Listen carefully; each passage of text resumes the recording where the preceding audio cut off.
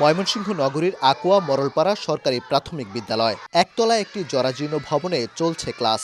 দেয়াল ও ছাদের বিভিন্ন স্থান থেকে খসে পড়ছে পলেস্তারা।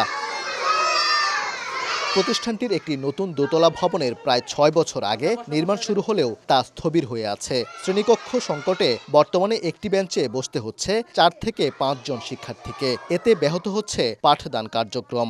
আমাদের বেঞ্চে ৪-৫ জন করে বসতে হয়, আমাদের লিখতে সমস্যা হয়। বৃষ্টি পরে ছাদ থেকে পানি পরে সিডায় ক্লাস করতে পারি না। ছাদ ভেঙে আস্তরগুলা পড়ে যায়, আমাদের অফিস নাই। প্রত্যেক বছর ২-৩টা ফ্যান বৃষ্টির সময় নষ্ট হয়ে যায়। ওই যে উপরে ছাদ থেকে পানি পড়ে, তাই আমাদের ভবনের খুবই প্রয়োজন। ২০১৭-১৮ অর্থ বছরে বিদ্যালয়টির নতুন ভবন নির্মাণের টেন্ডার হয়। কাজ পান স্থানীয় মেসার্স অয়ন এন্টারপ্রাইজ। ২০১৮ সালের ১৪ নভেম্বর দেয়া কার্যাদেশ অনুযায়ী কাজ শেষ হওয়ার কথা ছিল ২০২১ সালের ৩ জুলাই। অভিযোগ উঠেছে প্রকল্পের ৮০% কম কাজ হলেও ৯০% বিল তুলে নিয়ে ২০২০ সালের শুরুতে কাজ বন্ধ করে দেয় ঠিকাদারি প্রতিষ্ঠান।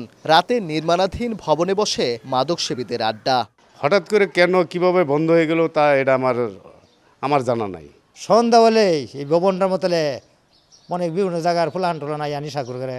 ভবনটা থাকলে আমার শিশুরা সুন্দরভাবে বসতে পারতো এবং পড়াশোনার গতিটা সেই গতিটা থাকতো এবং মা বাবাও সক্রিয় হতো। এ বিষয়ে ক্যামেরার সামনে কথা বলতে রাজি হননি এলজিইডির সংশ্লিষ্ট কর্মকর্তা। যোগাযোগ করেও পাওয়া যায়নি ঠিকাদারকে। তবে শিগগিরই কাজ শেষ করার আশ্বাস উপজেলা প্রশাসনের। যেহেতু সে পলাতক রয়েছে, সরকারি বিধিবিধান অমান্য করে তার উপর একটা জরিমানা আরোপ করা হয়েছে এবং এটা প্রকৌশল অধিদপ্তরের হেড অফিস থেকে এটা অনুমোদন পাওয়া হয়েছে। এখন ওইটা আমরা উদ্যোগ নিয়েছি যে এটা জরিমানাটা যদি আরোপ হওয়ার পর প্রশাসনিক অনুমোদন পেলে তখন এটাকে নতুনভাবে কাজটা শুরু করা যাবে। এলজিইডির তথ্য মতে আকুয়া মরলপাড়া সরকারি প্রাথমিক বিদ্যালয়ের নতুন ভবন নির্মাণে ব্যয় ধরা হয়েছে ৭৯,১১,২৪৫ টাকা। পাশের নতুন ভবনটিতে এখন ক্লাস করার কথা ছিল কোমলমতি এই শিক্ষার্থীদের। তবে নির্মাণ কাজ শুরুর ৬ বছর অতিবাহিত হলেও এখনও সেই ভবনটি বুঝে না পাওয়ায় পুরাতন জরাজীর্ণ ভবনে গাদাগাদি করে এভাবেই ক্লাস করতে হচ্ছে এই ক্ষুদে শিক্ষার্থীদের।